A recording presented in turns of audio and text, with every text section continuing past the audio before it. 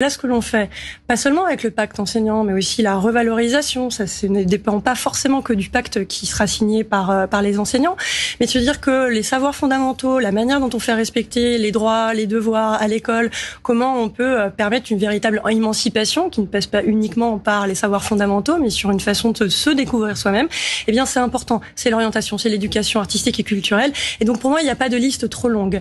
Ce qui serait trop court, c'est d'accorder trop peu de moyens. Et on peut aller encore plus que ce que l'on a fait depuis 2017.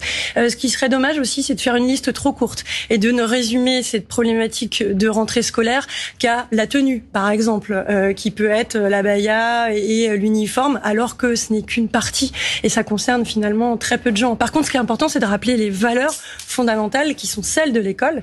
Et celles de la laïcité en font partie.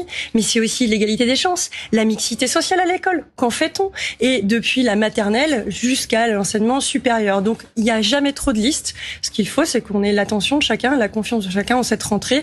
Et si elle est à 90% politique, je crois qu'elle est à 100% réussie aujourd'hui pour les élèves et pour les enseignants. En tout cas, ce que j'ai pu voir dans ma circonscription à Levallois et Clichy. Alors,